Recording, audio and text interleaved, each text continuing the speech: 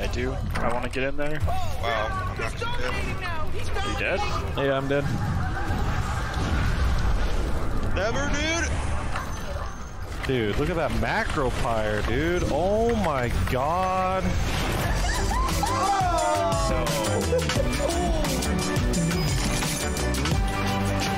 Game, record, and stream without compromise on Intel Core i7.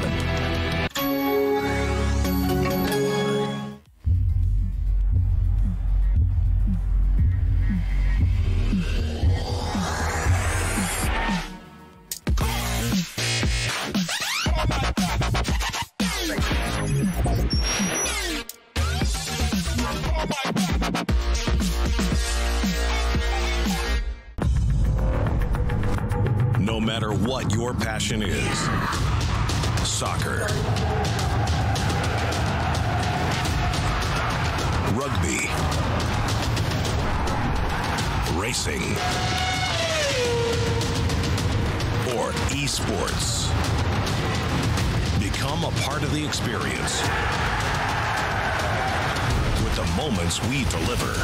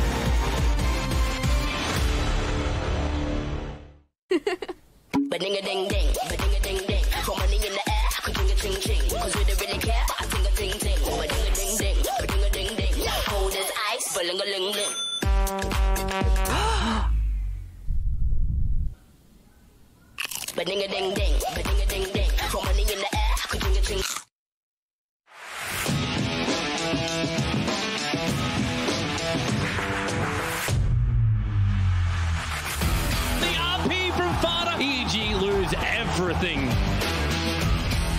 The Hurricane Pike Rupture! Absolute destruction coming out from Liquid. Solo, beautiful feed script onto Mugi. Rampage for no one. GG is called.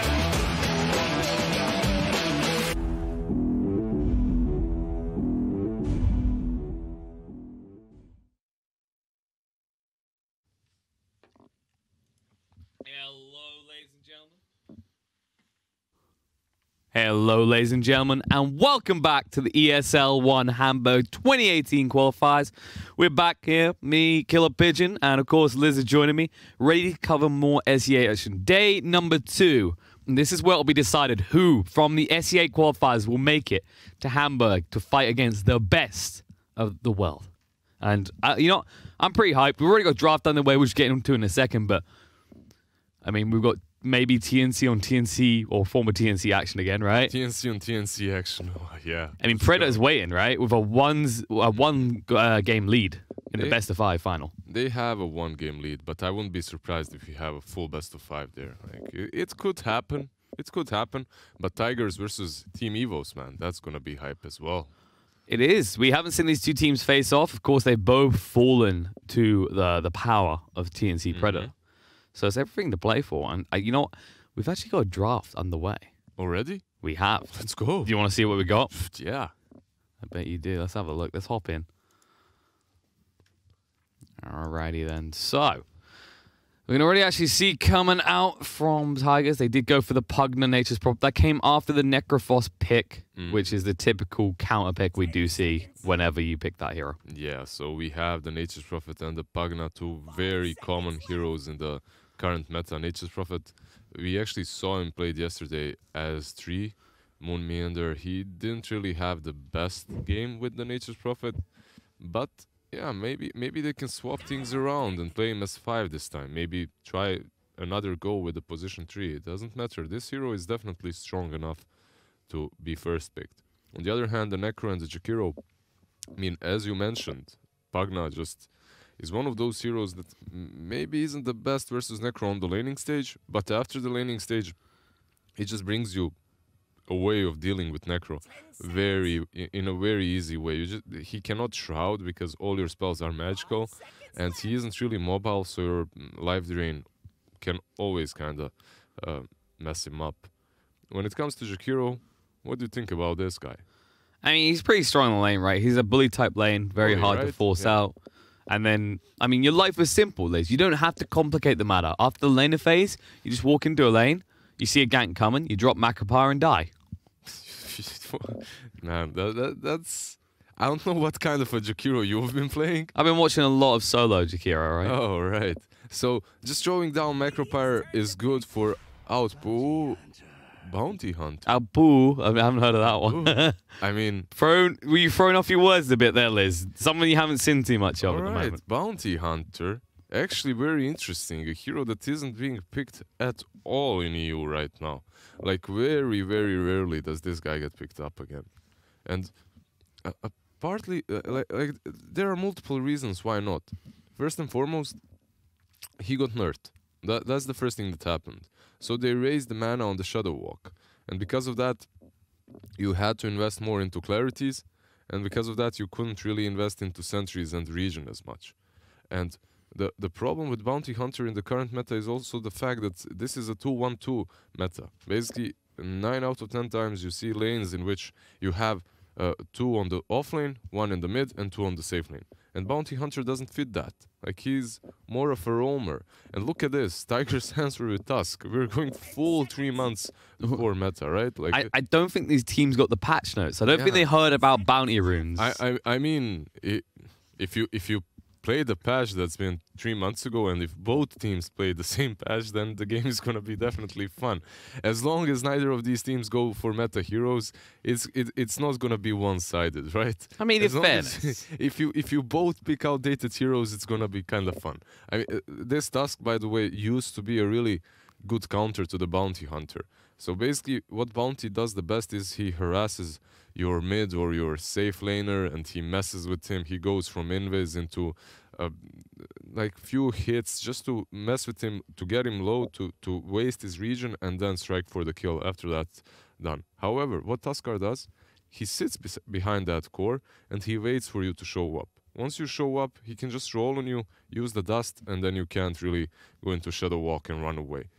Ice shards are also really good there because you can't run. So, yeah, Tuskar used to be old school counter to Bounty. Do you see a Mirana? I mean, again, it's an answer to Tuskar. The Mirana is really good in the current meta as well. The hero is really nice. However, what's really good here for her is that she can leap out of Nature's Prophet Sprout, and she can leap out of Tusk's Ice Shards. So she has that mobility aspect to her, which can really come in handy versus the heroes that Tigers have drafted. Yeah, we do see this hero get picked up a lot as kind of your filler pick. It can go anywhere, it can do anything. Not as reliant on the arrow as it used to be, so you don't necessarily need the Bane or the Shadow Demon, but of course, if you have it... If you have it, it's great. In this game, though, she has 0 setups. Like, Ice Bat really isn't a setup. Like, sometimes you have to set up the Ice Bat. You know, you need a setup for the Ice Bat. I hit him with an arrow, guys. You can Ice Path now. Oh, thank God I was going to miss that one. Yeah, there you go. Oh, Kunkka. Oh, Kunkka coming. I mean, this isn't bad as well against these heroes. Yeah, it's basically... It's the Mirana counter, right? It's the classic. It's good versus Mirana, it's good versus Necro as well. Like, it basically... the first 3 picks were, well, some counters, Pagna and Necro, and now they're all into that. So Team EVOS, like in the last 2 picks, they've been completely countered, in my opinion. You can still outskill Tigers, but Kunkka is really good versus Mirana. He's also decent versus Necro, and Tuskar is really good versus Bounty Hunter. But so overall, yeah, interesting choices from Team EVOS here. They seriously need a solution genuinely to the Kunkka alone. Like, I'm looking at it right now, maybe something like a Templar Assassin could fit in the draft. It's not a bad pick in the Kunkka lane. It's weird because you'd think it would be Kunkka favored due to the Torrent getting rid of Refraction. But typically, the advantage is actually there for the TA because of the superior damage. TA is definitely one of the strongest mid heroes. We've talked about this extensively before. Right now, she's definitely on top. Like, there are very few heroes that can win versus her. There are some. Kunkka can be He can be on par with her. He can get out kinda evenish, but TA after level 5 is just way too strong. Tiny got banned, by the way, by Tigers, and Tiny is possibly one of those heroes that can actually match up well versus Kanka. Once Kanka gets a few levels, it becomes harder. Oh, Huskar ban. That makes sense. I mean, I'm pretty sure we saw Tigers yesterday. Were they not the team that ended up getting Huskard final pick? So they don't want to have that nightmare be recurring at this stage. They have some physical damage, but they don't have, like with Kanka and Nature's Prophet, but it's not enough versus Huskar. So. It's not enough consistent damage. It's very hard. Like for Nature's Prophet especially, you're such a glass cannon. And okay, they're coming out with an anti-mate, a hero. Right. I mean, we don't know. We just don't see this hero anymore. He seems to just be completely disappearing from the meta, mainly because you want these carries that are able to get involved in the fights around the 20-minute mark. And well, an anti-mage, he's just got his Battle Fury around then and continues to farm. I mean, if Team EVOS gets an advantage and they start just going very aggressively onto Tigers, there's not a whole lot Tigers can do. And you have this bounty hunter on the side of Team EVOS, so I'm worried for... Alright, Liz, what is the month? Have I been in a coma? Have we gone back in time? What's happening here? Beastmaster completely disappeared from the meta. Anti-Mage has been gone for how long? About a year? Like, what is this? Yeah, Anti-Mage, it's been a full year, 100%. It's been a year since this hero was relevant. 1 full year. And now he's back in this game, and Beastmaster is back. Wait, pinch me. What's happening? Let me check that. Am I an EPG again? Let me check that pulse. No, I'm not. Just check. I can't get a pulse. I'm checking here. There might be a pulse around there. On the biceps? There's a big pulse there, guys. But you know what? Nothing compared to the muscles of this Beastmaster final pick, which against these heroes, it's not bad. Definitely not. And with Beast and Bounty, you have so much vision between the Hawks and the Bounty scouting all the time that this anti-mage cannot just go and farm wherever he wants to, after the laning stage. So overall, I like the Beastmaster pick. It's interesting though, because this probably leaves Mirana on mid, right? Yeah, I'd imagine so. So yeah, that's gonna be definitely interesting. And I think this is partly also to do to the fact that there's an Nature's Prophet, right? It matches up very well. There's no chance you sprout a target. Typically, the way you kind of catch people as a Nature's Prophet support is you rely on the fact that if you sprout past them, they can't just cut one tree and walk away. Beastmaster doesn't care. He's like, oh, great. More trees, more damage coming out from the axes. Let's go. Yeah, exactly that. And even if you send the tree ends, it's even better for the Beast as he can hit more units. It's really good. And I mean, it's definitely on Team EVOS, though, to bring the aggression, right? To go super hard in this game, super early, to go with that Beast and Bounty, to find targets, to kill them off. If they fail to do so, this anti-mage might just take over the game. It's still an anti-mage. I mean, that's anti-mage, yeah. It's been a year, but it's still an AM. He still functions the same way. He's still this hero that if you give him a little bit of space, he's going to exploit it to the maximum and make you pay later on. So, the kind of case here is how they keep the pressure on him the whole game. And, I mean, the Beastmaster is a good hero for this, really. Definitely. The question is this lane, Furion and Anti-Mage, gonna be able to stand against Beastmaster? I believe Beastmaster even alone can stand up against these two. And if they give him a little bit of help, either with Jakiro or Bounty Hunter, he might just take over here and pressure this Anti-Mage into his jungle super early on. I think you just stick the Jakiro and the Beastmaster here. That way, the Nature's Prophet is completely irrelevant. And at the same time, the Anti-Mage can't stand up against it. That way, you put the Necrophos top, who can kind of survive on his own to an extent, and then Bounty can just lurk around poking away at people. I think that would be probably optimal for them, indeed. Laning that way would be great. Bounty Hunter. Yeah, he's starting in the mid. It's the Bounty Hunter classic. You got to try and snipe a core. If you're not doing it, you're not doing it right. I mean, remember when we talked about mana regen on Bounty Hunter? Can you click on him and check his quick buy?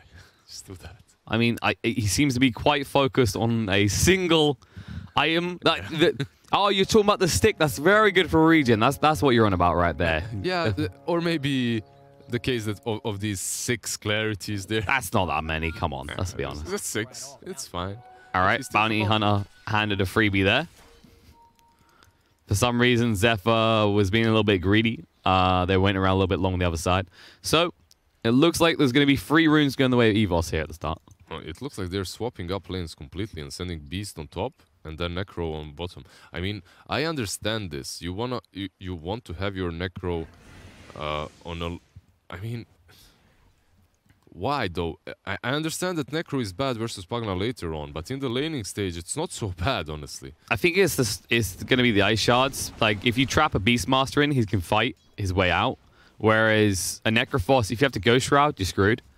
And if you hold it too long, you're going to lose a lot of health. Yeah, but my issue with this, my issue with laning like this is the fact that, like, your Beast isn't going to win top that hard, and then your Necro isn't going to pressure anti-mage as much.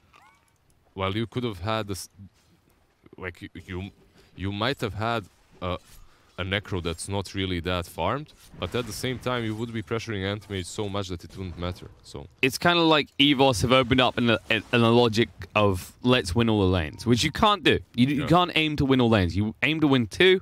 If you get all 3, someone really screwed up. Pugna, chase down. Yeah, Pugna's glow, but nicely done by Zeph to interrupt the chase there. The Axes won't be able to finish off Moon Meander, and that's a signal for him to use the South. But now with the Bounty Hunter here, they have to think twice about going too aggressively onto this Beastmaster. Yeah, you can't, but at the same time, I really think Pagna and Tuskar, they definitely have an edge here.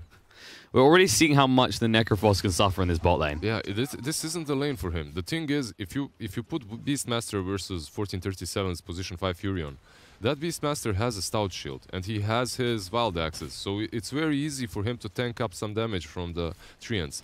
You can't say the same for Necro, as he's always so low and forced out. I mean, that's the thing as well. You think about this, like a Beastmaster can build a Soul Ring, right? And that's fine. A Necrophos is not going to build this type of item. So when he's out of mana, he's a bit screwed, because this is a type of hero that is all about regen management. Yeah, and like right now, this Necro has 2 last hits. It's not he's not doing really well, and Anti-Mage is just free farming. So I'm a bit worried when it comes to EVOS's laning stage, if nothing else. It is problematic. We said the one lane that's most crucial that they shut down on the side of belong to Tigers is definitely Ajit on this Anti-Mage. I mean, that's the one that's going to carry them through. Kunko's always going to get okay farm. It's very hard to stop that from occurring without investing too much. And they've invested this Bounty Hunter. He's been on mid for the last minute, and he hasn't really accomplished a lot. Ajit, try to snipe the courier here. Why am I just burning him up? Ajit will take a decent amount of damage, but it's an Anti-Mage. He's going to have the blink available. They're just watching that courier, wanting to snipe it, but minute 3 hits in, and the courier goes flying, so... There's a bold move. Almost paid off there. It's like, look at the damage iLogic is taking in the trades here. 1437. Actually, he's trading poorly. Bounty Hunter gets on top of him. They'll run him down. They need one more tap, and they'll be able to find it. There it is. First blood drawn, and Vlaisu gets it. Yeah. They definitely needed to do something like this, like a tri-lane bottom, or at least swap the lanes, but this was the right move. They get the Nature's Prophet. However, what's going to happen now is he's going to port back bottom with all the items that Anti-Mage needed, so he's basically a really quick courier at this point. So, like, sometimes dying on these lanes isn't even that horrible. And especially for Nature's Prophet, it's that type of hero that can just get the most out of it. iLogic being forced away here. The TP coming from Zephyr. They have got the Ice Shard, and they're going to trap in Vlaisu. Better run him down here. Tries to get invis. Won't matter. Snowball through, not even needed. It actually gets the final touch. Yeah. Tuskar, Zephyr really ported in a good position, in which Bounty couldn't see him porting in. So he overcommitted a little bit on the Furion and paid the price. That was really well played. Definitely, that's the thing about Tusk as well. He's one of these top heroes for counter initiation. Exactly, and one of the best heroes versus Bounty as well. There's like few more, and Earth Spirit is one of those, but they banned out Earth Spirit as soon as they picked Bounty, so Tuskar is like second best. It's kind of interesting the way that they were very focused on banning these heroes that we've seen kind of curb off for a while, right? These roam type heroes that it's harder to make work in lanes. Tusk and Earth Spirit are perfect examples of that. But they are staying relevant thanks to their ability to, despite the change to mid lane, still gank it effectively. On bottom lane, we might... There's a movement in. Oh, there they go. Surround a Whitemon, the snowball in. He's got no out, no mana to work with, and he will fall. Now, Logic, they might get him as well. They got the Ice Shots to trap him in. If they body block him, which they don't, he'll... I think they could have got him there. Well, he has the Mango, so he has one more Death Pulse to work with. So I suppose that's the reason on top lane, though. Top, though. Yep, 1437 going in. Against his better judgment, the axe is going to fly through, and he's dead. Meander needs to be careful. He might farm the ball, but that's about it. He's definitely fine here. Yeah, Vlysu. Well, the thing is, Avile didn't want to fight at all. He just wanted to go get the bounty room. Vlysu needs to be careful. No, Dick Crapaway, Never Blast. What are you doing? Yeah. That's a bold move, Cotton. That's very interesting decision by Bounty Hunter to just stand and fight there versus a Pugna. I mean, he pinged about the sentry, but still, that's not a place you want to be. Now, they have matched up 1-4-3-7 Moon Meander here. The problem is Nature's Prophet is all this physical damage, whereas you want to decrep your target, so it's not necessarily the most efficient lane. Definitely not. But if they manage to block... Oh, Snowball coming in. With 3 heroes, it gets much better, though. Evile trapped in, he has no choice but to fight, and it won't matter, he's going down. Yeah, alright. But this is basically what's happening. Necrophos and Jakiro cannot pressure this anti-mage enough anymore on bottom, as he has hit that critical mass. He does not have Ring of Health yet, but he can't be really bullied out that easily any longer. And because of that, they're just free to commit 3 heroes on top and kill this Avil Beastmaster, who has been having a really good lane on top.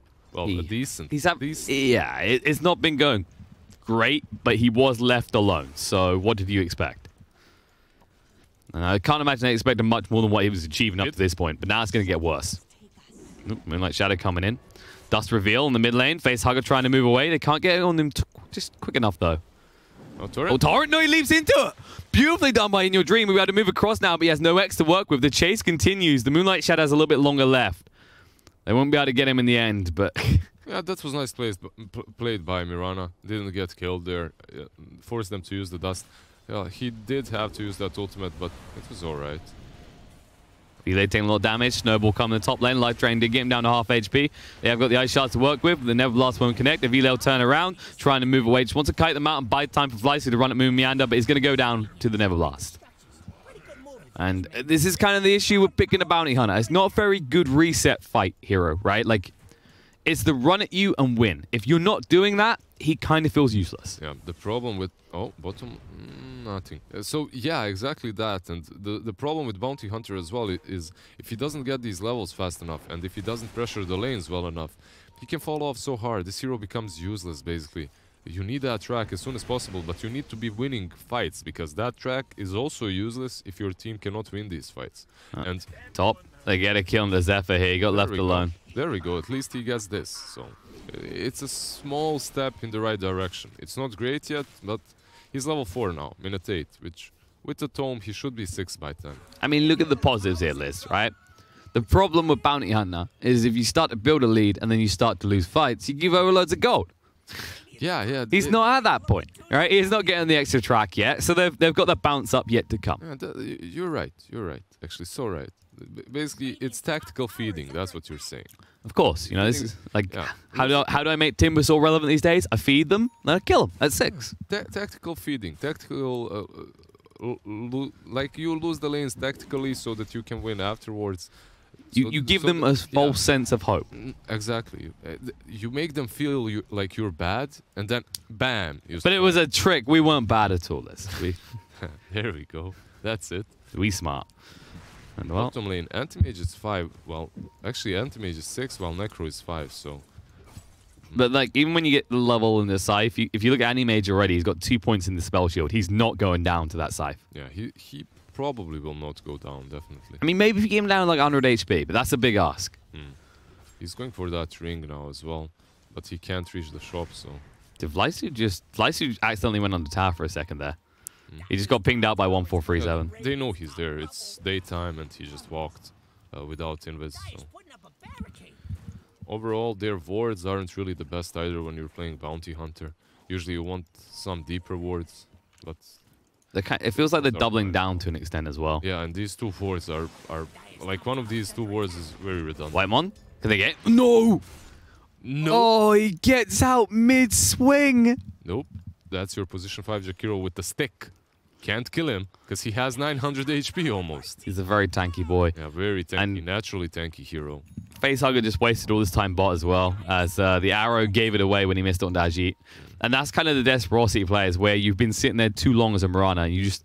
And we do see this a lot, right? Where people just hold on to an ability. They don't use it like a pudge in a tree line, right? Pudge in a tree line, or actually my best example would be Earthshaker, right? With that fissure. If you swing once and you stop swinging, oh, mid lane. Lacey's brought back, but no, yeah, moving forward, the Starstorm just scare away in your dream. He's too tanky though. The double bracer with the raindrop ensures he doesn't care too much about his enemies. Yeah, this build basically stops anyone from being able to bring you down. Like the two bracers plus infused raindrops. You have to commit a lot to kill the Kunkka. And they have smoked up with Beastmaster. Now it's the question, are they gonna go mid for Kunkka, or are they gonna try and search Anti-Mage? Because AM is already on top, so that's probably not an option. I think they're forced to the Kunkka kill, but he's quite a tanky individual. The boat being available as well and just hit level 10, this is where it gets scary. I mean, they have the numbers, though. They do. They're going to come in. They need to get rid of Mumianda first, but no, the move being made on the other side. 1437 stab on the back. There's going to be a boat flying in, going to hit straight onto Mirana. Facehugger down to half HP, but on the cliff is safe. 1437 needs to get out. The Prime Roar coming in, and Vile looking to move across. The X are drawing back, though. The TP responses are huge, and 1437 will fall. They might chase looking for more, but no one is hanging around here. Meanwhile, on the top, Anti-Mage just continues to farm the entire time. I mean, you just committed 5 heroes here. Pagna is still bottom. AM is still top, and the only guy you got is 1437's Nature's Prophet. So... Oh, the arrow! Top hits Ajit being ran down here with a leap. The attack speed, the Starstorm is going to be enough to get the kill, and that is a big one. That's a mistake. Like, that shouldn't be happening. It's really well played by Facehugger, no doubt about it, but as an AM, I mean, if you're split pushing, you shouldn't get hit by an arrow. Oh, it's not just that, it's the fact he's sitting here. Yeah. The arrow comes here. He has this huge gap to see things. He had time to react, definitely. Up top, Scythe coming out, Mumianda will fall, but you don't get the Scythe spawn time. 1437, that's going to be a track kill, though. Thank you for the attractive gold. I mean, this is really good for EVOS right now. I was worried for them for a bit, as they weren't really utilizing their resources really well. They were committing way too many heroes on these small kills, like on Furion. But now, every kill matters, because they do have that Bounty Hunter level 6. They kill the Pagna, they instantly kill Furion afterwards, tracks Furion, so it's pretty good. And this is like a second win, because we were like, oh, the Anti-Mage is farming well. They're not really doing anything. But like I said, as soon as you hit that 6, you can go after any kill. And every single one is valuable. And that is worrying for the side of Tigers, because suddenly you can't throw away a support to tank a gank. Whitemon in the mid lane, he's going to tank something here. The Ice Buff coming out into the tusk to buy a little bit of time, but the X, the boat, all of it thrown out just to kill this double-headed dragon. Yeah, they're fine with that, because they can commit to this tier 1 now. Well, Beast is close enough. Yeah, Moonlight Shadow. Oh, Evile does get seen by Zephyr as he moves in here. Prime Roar coming out, though, on In Your Dreams. The boat buff is still running on him, though. The arrow through will connect on 1437, stunned up for a long time. Facehugger to move in the lead. The Starstorm is going to come out. A lot of damage to Shuriken toss across. In Your Dream is low. He has to leave his team behind. Looks like going for Mumianda. He should fall here. Zephyr being chased on 2 next. He has no easy escape from this. Snowball is available. Ice Shard's on cooldown for another 8 seconds. Going to Snowball, turn around. He has no choice but to commit to this. Evile waiting for him to come out. The Shuriken toss across. Trapped in the corner. No way to escape. Double kill for iLogic again. Yeah, that's a triple kill. Like, they got 3 kills with a track, which is really good for them. Look at that gold. The gold swing is really good. It's almost 2k.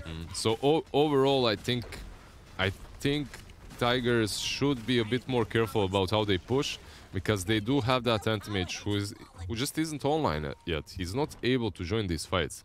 And the thing is, usually when you're playing versus anyone with Anti-Mage and you're dying like that for a tier 1, it's not horrible. It's a mid-tier 1. It opens up the map a lot for AM.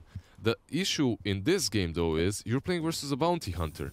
And if you feed 3 kills with track, it's definitely going to be noticeable. Like, it's a huge gold swing. You're giving too much away, and they have to be a bit more careful. And look at this Anti-Mage. He's still got quite a while to go for the Battle Fury, and this is concerning. I know we're only 14 minutes in, but there's already a gold lead building, and honestly, yes, the bounty is going to be the main one getting rich here. I just hope he itemizes correctly, because he's going for the Spirit Vessel, which is fair. I'd like to see something like a 4-star afterwards, because I think the biggest issue we typically see with bounty hunters is they don't itemize in a way that they won't die. Unlike Mumianda in the bot lane, who just casually gets picked off, not even using the Primal Roar. Yep. Well, they did get him there. A super easy kill for Mirana and Beastmaster. Oh, but iLogic. Going on Zephyr in the top lane. The boat's coming in, though. He needs to be careful. The torrent cancels on Snowball. Look to move away. It's all good. Yeah, he itemized that heals really well, so... I mean, he's zoning them out. They just want to control the jungle right now. The Ice Shards come out from Zephyr just to try and disrupt them a little bit, but they're here for the bounty runes. The problem is in the bot, 1437 did sneak in and take one from under Facehugger's nose. That's really good. And the Anti-Mage took the top one, so 2 runes each. Overall, they're not being snowballed just yet. And Tiger is they're holding their ground, so that's pretty good. Anti-Mage died only once, right, with that arrow on top, which was really unfortunate for him. But I mean, let's be honest. If you're the team with a Tusk on it and you have to say you're being snowballed, someone's going, oh no! Speaking of the Tusk, there's going to be the dust coming out. They see Flysuit. There's a perfect kill to find the Torrent. Control him up. Walrus punch there. Give it to the Anti-Mage. No. 1437, you sneaky goose. In the bot lane, Moonmiana being chased onto, though. The life drain going on Facehugger. No! He's trapped. He's got another leap. He needs to actually use it, but the life drain doesn't matter. It'll just TP out. Yeah, he just ported out, so that's good. Overall, though, he wanted to give the kill on Bounty Hunter. He didn't right-click him. The ultimate that he sent, yeah, the Raptor. on the other side of the map, just hit him and killed him off. So, but that's a big deal though, because that would have been a big booster towards this Battle Fury. Of course, Anti-Mage needs that gold. Bounty Hunter worth a decent amount at this stage. If you look at his net worth, you see he's up to 3,500 gold. Well, that kill would have helped that Anti-Mage so much, actually. So, but Scythe coming out. They're going to be able to get the kill. Zephyr dead for 60 seconds. The Moonmianda just trying to kite him out. The Decrepifier's on him, but now the Death Pulse is going to chase him down. It's another track kill. Thank you very much, good sir. iLogic. Just rename this guy Double Kill. Like, give me a double. That's what needs to be his name. Because every time I look up, it's double kill for this Necrophos. Yeah, and it's double kills with tracks. Once again. Once more. Time after time. Look at his net worth right now. 8.6k. He is flying through gold. He's got 3k. I like the fact he's going for a Radiance here. Identifying the fact that with the track goal, this is a very reasonable and feasible goal. Yeah, he already has the Yules as a saving grace, right? He can use it versus the Kanka's X or versus Pugna's Decrepify and Life Drain. So overall, he itemized properly. And he realizes also that if the game goes a bit longer, this Mirana isn't going to be able to stand up against Anti-Mage on her own. So getting some more damage on the side of EVOS with that Radiance is definitely a good thing. And Vlasiu has done a really good job of controlling this Radiant jungle so far. His movements throughout the map has been on point. And it's actually frustrating because you think about it, Tigers, they're feeling a little bit starved on gold. And this is problematic because it's also the item choices they're making, right? You look at Nature's Prophet right now, 1437 holding to a lot of gold. Imagine if he invested in sentries and laced their jungle. Exactly, I completely agree with you. If you just check the state of the map and the sentries, all of the sentries are red, right? Across the map. You have 2 sentries on top, but you don't have observers anywhere close by. Oh, Bounty Hunter gets found here. Life Drain immediately cancelled though. He does get arranged. The X is going to be there. Vlasiu, the boat's going to hit onto him, but no one chasing onto this. He's gotten the shrine. They don't care.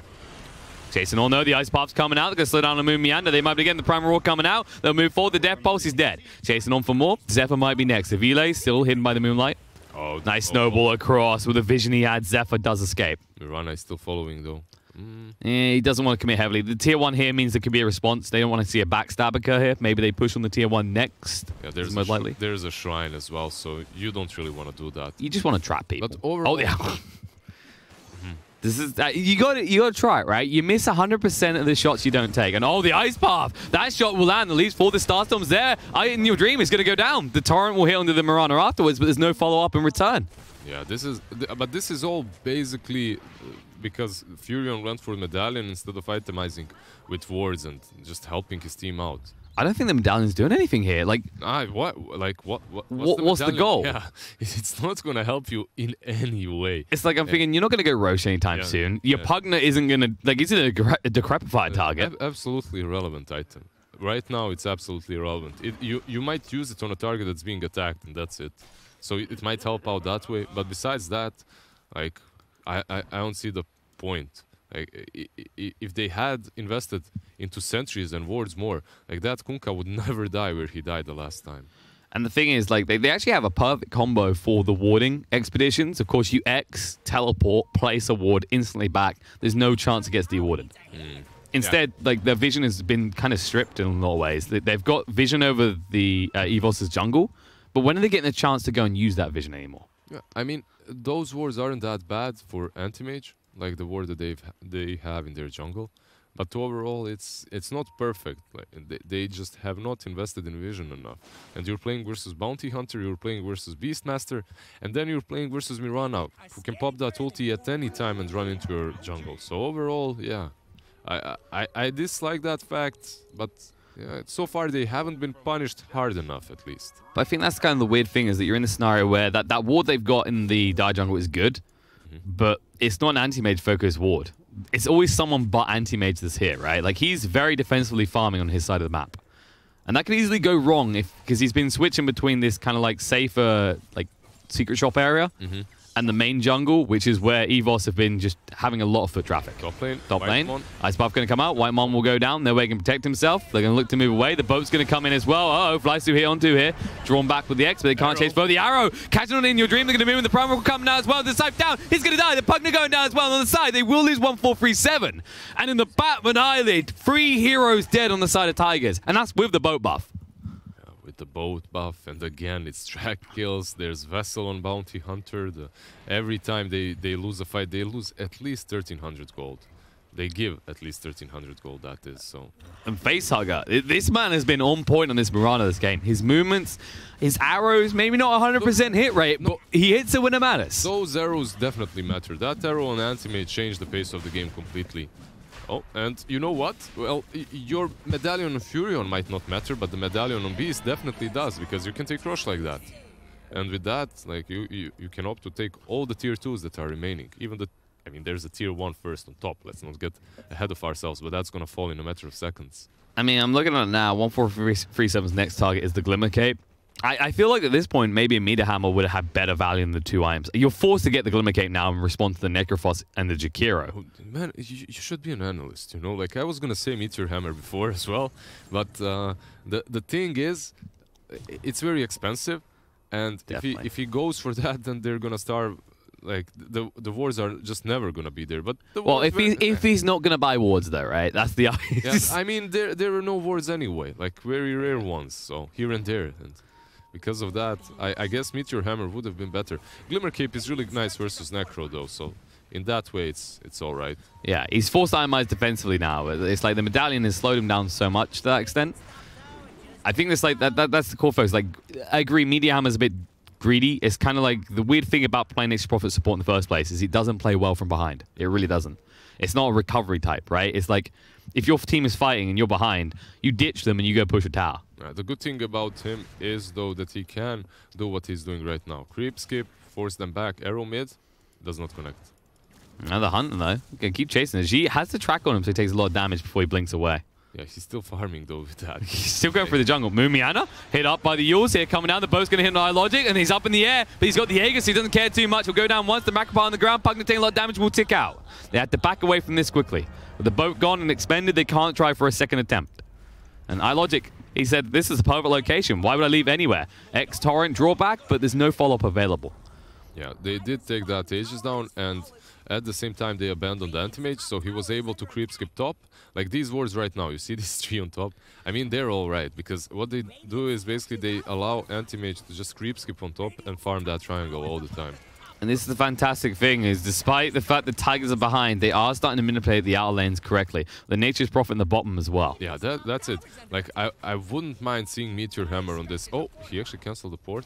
No, he's like, okay, no one's coming. I mean, you got the teleport, you don't have to care. Yeah. You finally see the response and will then leave, but the pings come out as she is actually TPing back as well. And that will signal for EVOS to back up. Yeah, this is a classic anti-mage game right here that we're seeing. This is basically anti-mage 101. Creep skipping one side when you have another hero on your team that's creep skipping the other side so that they cannot push until you reach that critical mass. The problem is they are already very close to it. Like, there's Radiance on this Necro. Mirana is getting that BKB very soon, and they might pressure these tier 2s in the next couple of minutes. And it's concerning because once you get to that BKB on the Mirana, what is your lockdown source? You haven't got an anti-mage that's farmed up an Abyssal. Yeah, he does have that Manta. So overall, this hero, like Ajit, can definitely jump on you and blow you up. There isn't anyone that's tanky enough to sustain him on the side of EVOS. If he gets like a Basher more, he's going for Lincolns right now. And he's forced into it. Yeah, which is understandable. He's playing versus Beast, he's playing versus Necro. And there's a smoke though. They're on the move. They're on the prowl. They're actually going to run straight into the river and see the Treants, but they won't see any heroes finally going up on the high ground.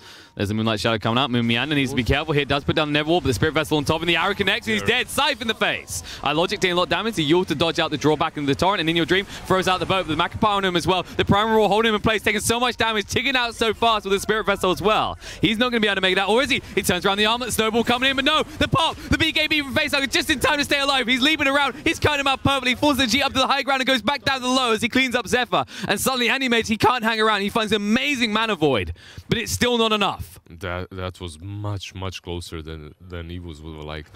Like Antimage, if he got just a few more hits on that Mirana before the BKB was popped, like that could have been fantastic for them. They do kill that bounty hunter, which isn't great, but it's all right. And the Antimage didn't die, so there are some upsides to that fight for Tigers. Oh, bot, ping's coming out. iLogic moving forward aggressively. Did you choose the Ghost Shroud? Animage wants this. Gonna go in. Does see the opportunity. iLogic down to half HP already. Needs to be careful. Ghost Shroud on cooldown for 5 seconds. Uses on the Animage to buy enough time. I mean, that'll get him out. This Necro, he's not really, you know, he's not really killable at this point. He's going for a heart. He almost has a heart. He almost has a heart. Almost. At the same time, Animage, he switched it up.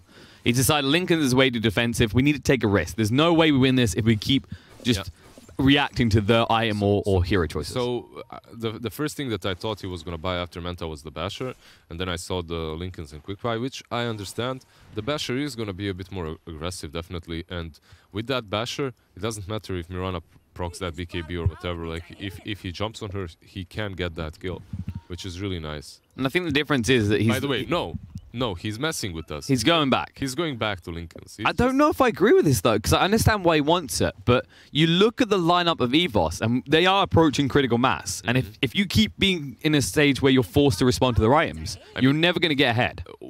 The thing is, the build-up for Lincoln's is a bit safer, I suppose, because you get that ultimate orb, you get some stats, you tank up as well. That's true. It's an overall look at this. really good item. Tigers have the high ground. Vlyce is going to break the smoke, walk up. The ping's going to come up. The X is going to be there. Drawn back in. The arrow is going to miss. But no, the life drain. They'll get rid of the bounty hunter.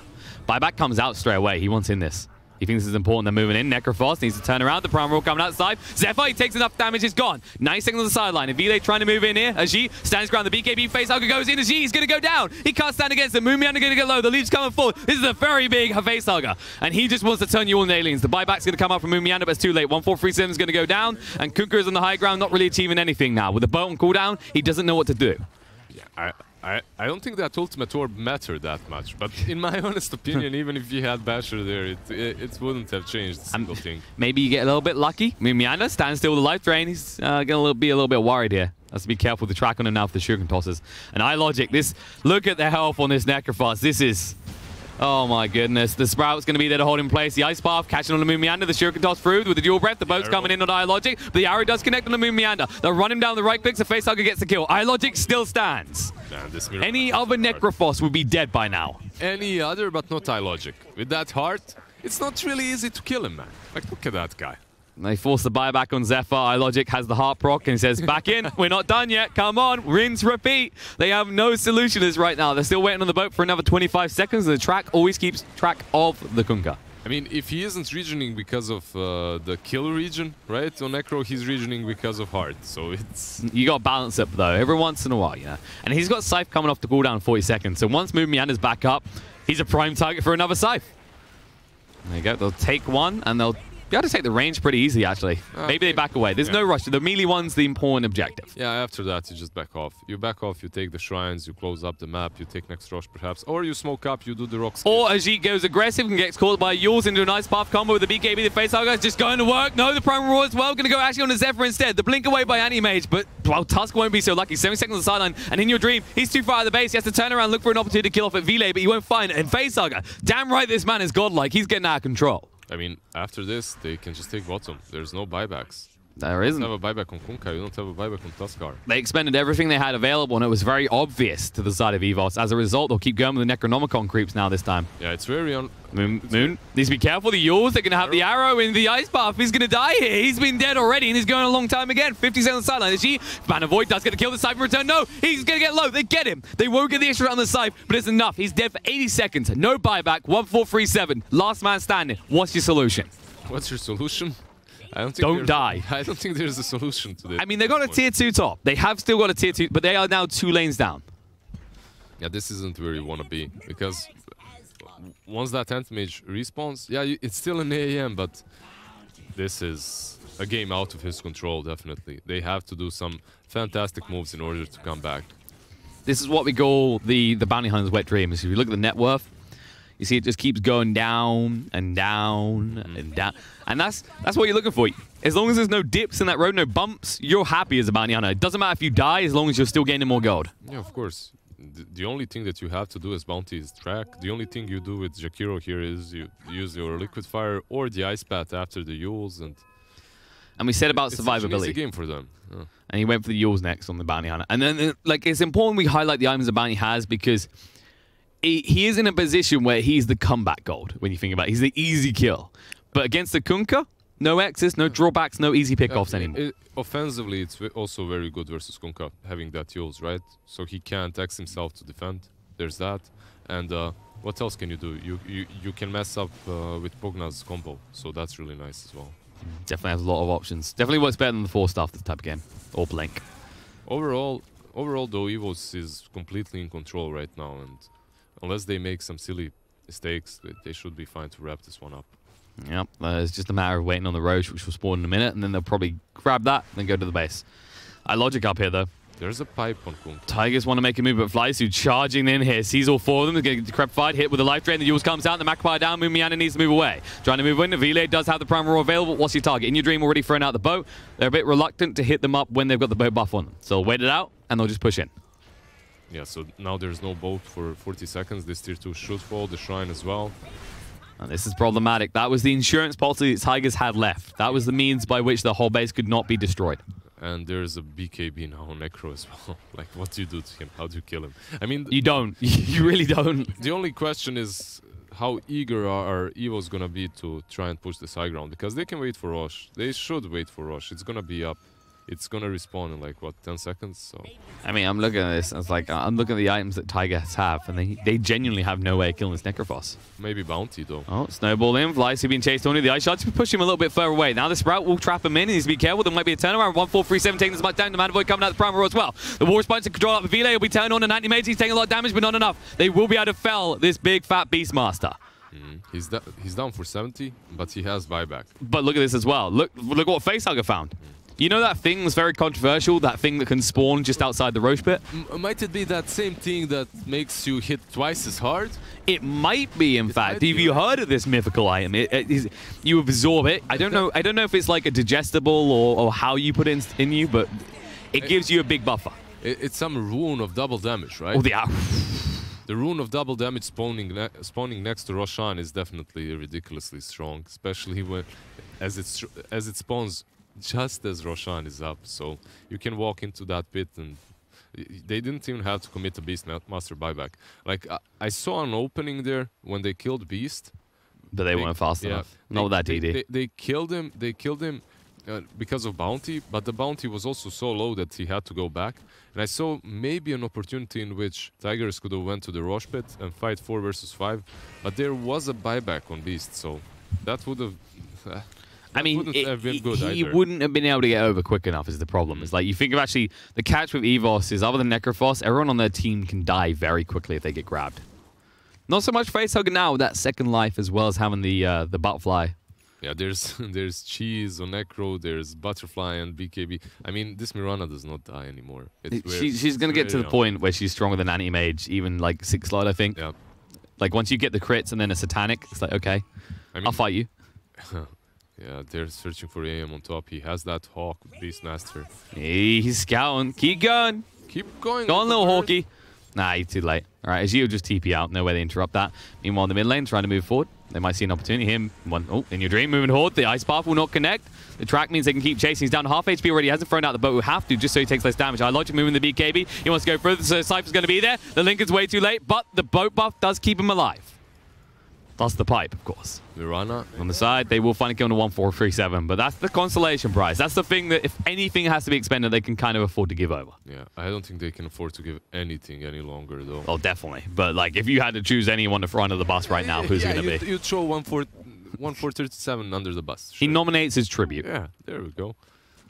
The Necros are up 50 more seconds, so they don't have the creep wave, though. Like, Bounty is pushing out mid, but I think AM is just waiting for that. So he can go in creep skip, but he has to be super careful. Aisha's just coming out, just poking a little bit. They just want to slow us down as much as possible. Jeet thinking about going in. He could send the manners, but they're not really tanky enough. They just get absorbed and destroyed pretty quickly.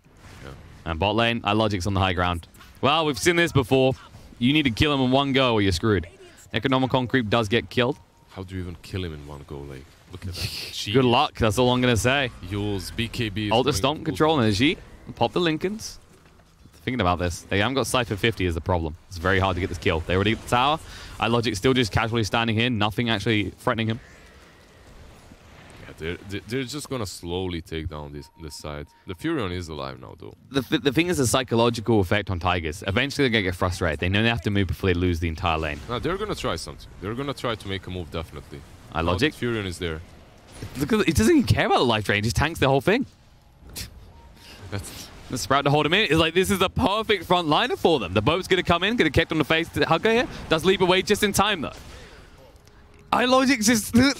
Okay, he finally stepped off the high ground. Yeah, he's like, all right, this is getting a little bit dangerous. But they got the range racks. He's just going to wait to regen up, though. Like, that's what he's doing. Like, there we go. Heart, plus 200 regen per second. Now they'll get rid of the Never Ward and go to work. Oh, Torrent does hit on the face Hugger. He still has the BKB and the egg is to work with. And it's going to be another racks falling. Now it's going to come the frustration. 1-4-3-7 here on this side. It's going to be this. Shuriken toss through, he's dead. Ice Buff does connect, and now going forward. As he might go down. He can't get away. He's going to fall. And he does have buyback. He'll have to commit it here. Zeph trying to move away, but it won't matter. Spirit Vessel, the leap forward, will clean him up, and Moonmian is did it as well. GG comes out. They know it's over. EVOS take game one in convincing fashion. A very convincing fashion, indeed. I mean, what can you say, right? Like, I think it's fair to say that when we looked at that right at the beginning, the lanes were actually going decently for Tigers. We were more concerned about EVOS and how they were going to find the bounty's relevance. Yeah, I was definitely more concerned about EVOS. But then Bounty got a few really good kills, really good pickoffs, and it just spiraled out of control.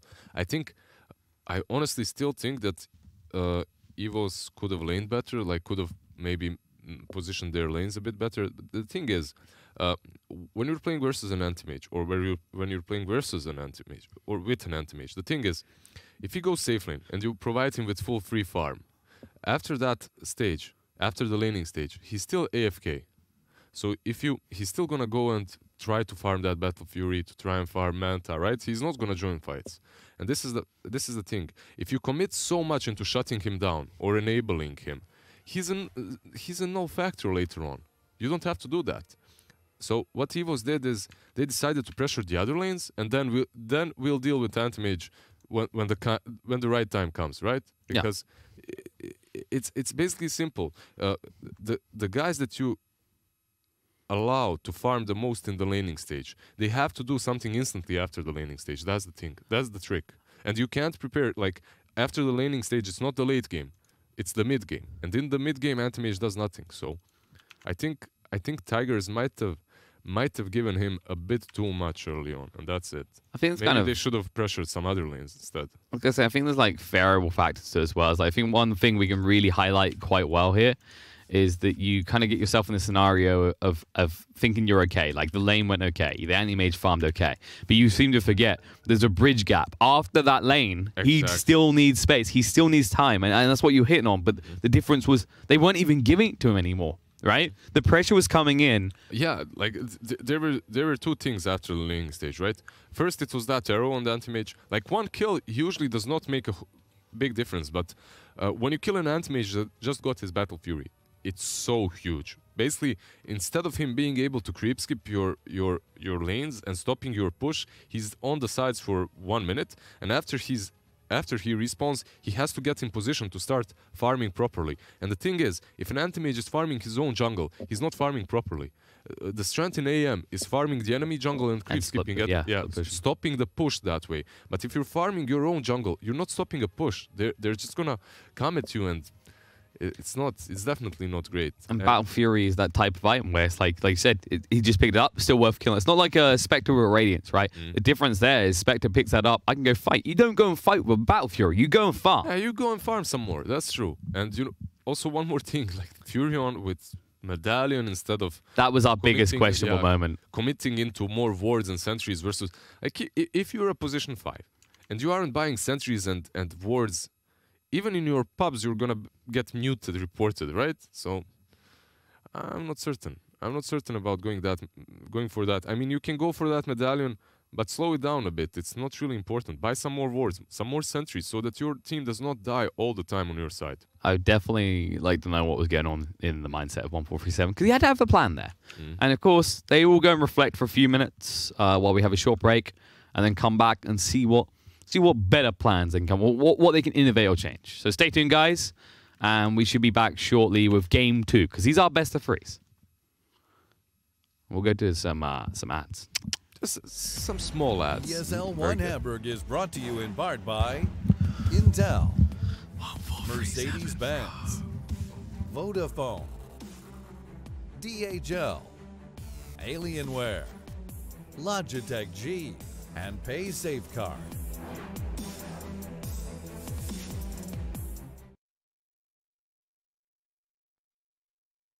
I do. I want to get in there.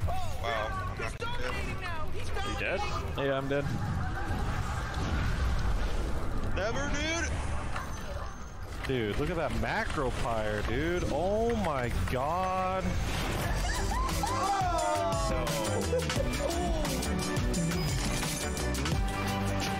Game, record, and stream without compromise on Intel Core i7.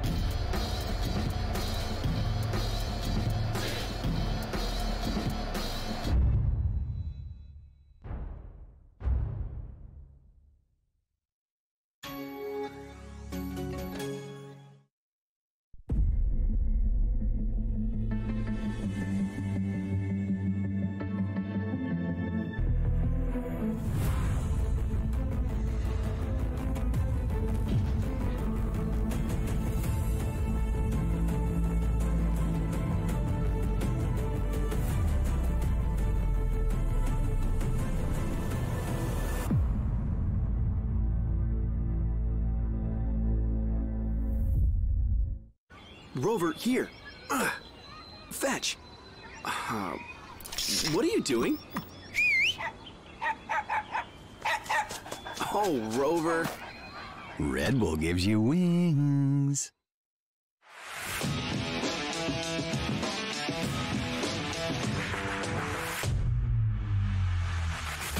The RP from Fada. EG lose everything.